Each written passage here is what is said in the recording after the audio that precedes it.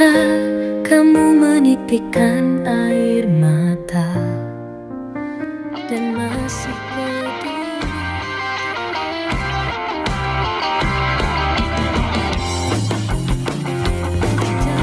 Ketika dia tidak mempedulikanmu dan kamu masih menunggunya dengan setia.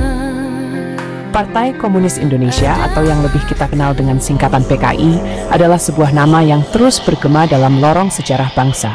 Hingga hari ini, namanya seringkali disebut dengan nada bergetar penuh misteri bahkan ketakutan. PKI pernah menjadi salah satu kekuatan politik terbesar di Indonesia. Sebuah partai yang memiliki jutaan pengikut setia. Mereka hadir di setiap sendi kehidupan masyarakat desa, kota, buruh, petani. Memahami sejarah PKI bukan sekadar membuka lembaran masa lalu yang kelam. Ini upaya untuk mengerti bagaimana ideologi dapat tumbuh begitu pesat mengakar kuat, lalu tumbang dengan cara yang tragis dan menggemparkan.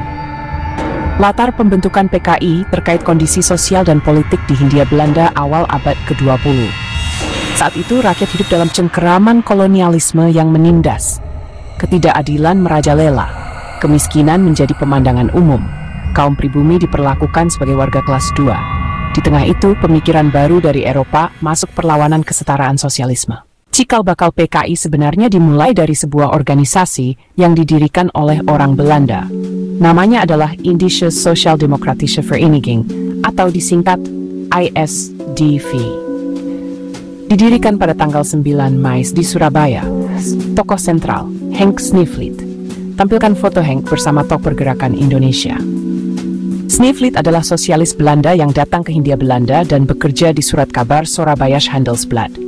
Dia dan rekan-rekannya membawa pemikiran Marxisme ideologi yang mengkritik kapitalisme dan memperjuangkan hak-hak buruh. Awalnya anggota ISDV mayoritas orang Eropa.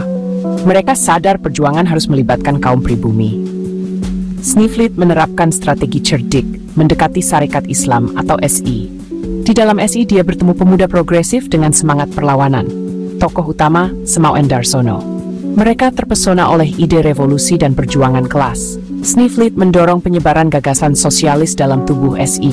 Strategi ini disebut blok dalam, mempengaruhi organisasi dari dalam. Akibatnya Sarekat Islam terpecah, SI putih, SI merah. Perpecahan semakin tajam. SI merah dipimpin Semau memutuskan membentuk organisasi sendiri. Setelah proklamasi kemerdekaan Indonesia, PKI muncul kembali sebagai kekuatan politik yang legal. Mereka turut serta dalam perjuangan mempertahankan kemerdekaan, meskipun sempat terlibat dalam peristiwa Madiun 1948 yang membuat citra mereka tercoreng. Namun, di bawah kepemimpinan baru yang karismatik, Dipa Nusantara Aidit atau DN Aidit, PKI berhasil bangkit dari keterpurukan. Aidit melakukan reposisi partai, mendekatkan diri pada Presiden Soekarno dan mendukung gagasan-gagasan nasionalisnya. Strategi ini terbukti sangat berhasil. PKI menjelma menjadi salah satu dari 4 pilar kekuatan politik utama di Indonesia pada era demokrasi terpimpin. Nasionalis atau PNI, agama atau NU, Angkatan Darat. Pertumbuhan jumlah anggota PKI pada periode ini sungguh fenomenal. Awal tahun 1990-an hanya berapa ribu anggota. Pertengahan 90-an, PKI mengklaim lebih dari 3 juta anggota inti, menjadikan PKI partai komunis terbesar ketiga di dunia. Uni Soviet, Tiongkok. Kekuatan bukan hanya pada jumlah anggota partai, serikat buruh, serikat tani, organisasi pemuda, organisasi wanita. Jika digabung, total masanya diperkirakan lebih dari 20 juta orang. Basis massa yang luar biasa besar dan solid. Pengaruh PKI terasa di berbagai lapisan masyarakat dan pemerintahan, parlemen, kabinet menteri, berbagai lembaga negara. PKI vokal menyuarakan isu kerakyatan seperti reforma agraria atau pembagian tanah garap. Kekuatan besar PKI bukan hanya pemimpin populer tetapi jaringan organisasi rapi terstruktur. PKI memiliki organisasi sayap menyasar segmen masyarakat berbeda. Fungsi jaringan merekrut anggota menyebarkan ideologi memobilisasi massa. 1. Barisan Tani Indonesia TI, PT ujung tombak PKI di pedesaan. PTI mengorganisir petani tak bertanah buruh tani.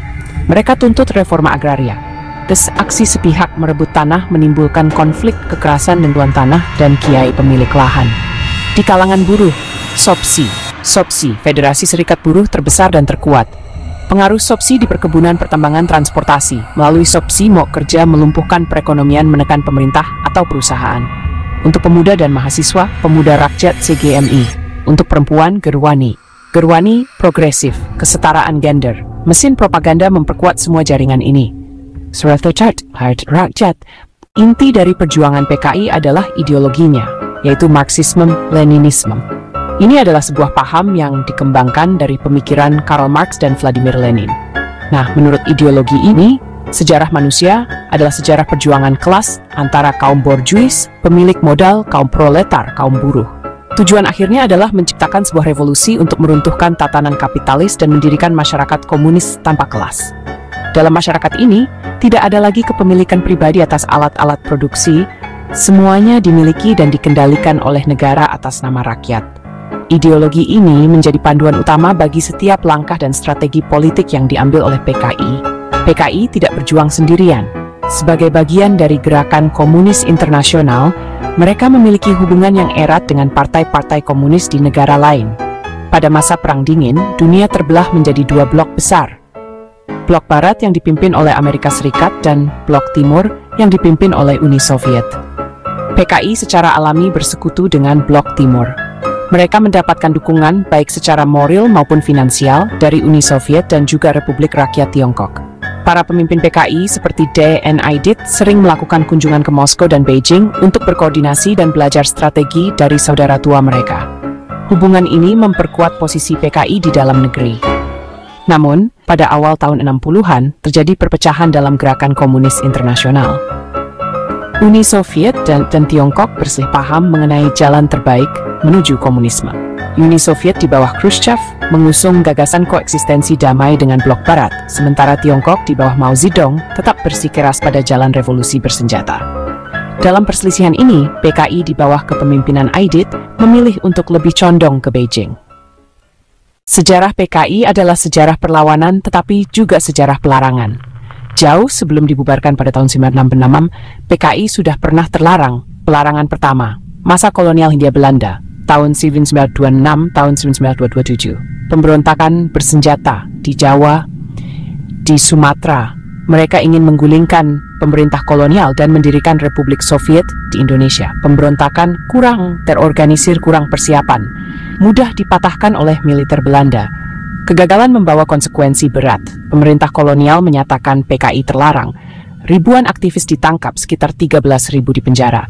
Ribuan termasuk pemimpin dibuang ke Bovendigul. Bovendigul, kamp terpencil di Papua. Banyak meninggal karena penyakit kelaparan siksaan. Pelarangan melumpuhkan PKI hampir 2 dekade. Setelah merdeka, PKI kembali legal dan tumbuh. Setelah gerakan 30 September 1965, Jenderal Soeharto megang kesuruhan lewat Super Semar. Secara demi membubarkan PKI. Memasuki pertengahan tahun 1960-an, PKI berada di puncak kekuasaannya. Pengaruh mereka terasa di mana-mana. Dengan jutaan anggota dan simpatisan, serta kedekatan khusus dengan Presiden Soekarno, PKI tak terhentikan. Dan Aidit bahkan sesumbar bahwa Indonesia akan segera menjadi merah. PKI semakin berani dalam melancarkan aksi-aksinya.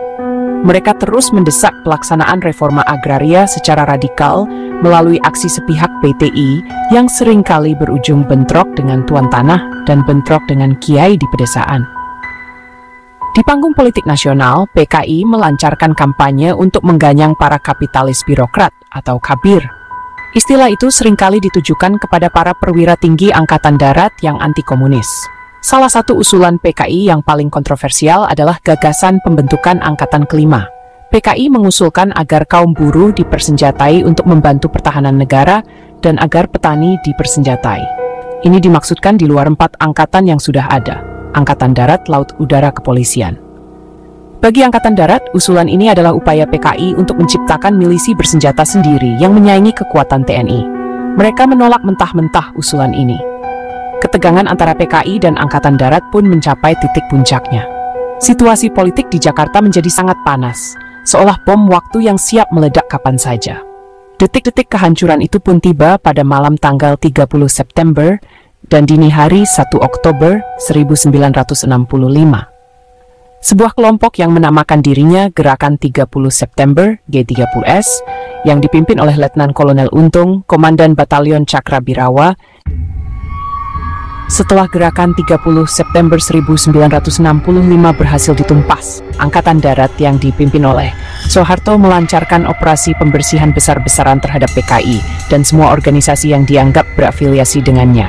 Operasi ini bukan sekadar penangkapan, melainkan sebuah tragedi kemanusiaan dalam skala yang sangat masif, dengan tuduhan sebagai dalang G30 jutaan orang yang dituduh sebagai anggota atau simpatisan PKI menjadi target pembunuhan massal terjadi di berbagai daerah Jawa Tengah, Jawa, Timur, Bali, Sumatera Utara. Orang-orang dijemput dari rumah mereka pada malam hari dan tidak pernah kembali. Sungai-sungai dipenuhi mayat dan desa-desa diliputi ketakutan yang mencekam. Jumlah korban jiwa dalam peristiwa ini tidak pernah bisa dipastikan secara akurat. Perkiraan paling konservatif menyebut angka 500.000 orang, sementara beberapa sumber lain menyebut angka hingga 2 atau 3 juta orang tewas. Selain yang dibunuh, ratusan ribu lainnya ditangkap tanpa proses pengadilan. Mereka dijebloskan ke dalam penjara-penjara dan kamp-kamp tahanan yang tersebar di seluruh Indonesia. Pulau Buru menjadi salah satu kamp konsentrasi yang paling terkenal, tempat ribuan tahanan politik atau tapol diasingkan selama bertahun-tahun untuk bekerja paksa. Mereka hidup dalam kondisi yang sangat tidak manusiawi, tanpa tahu kapan akan dibebaskan.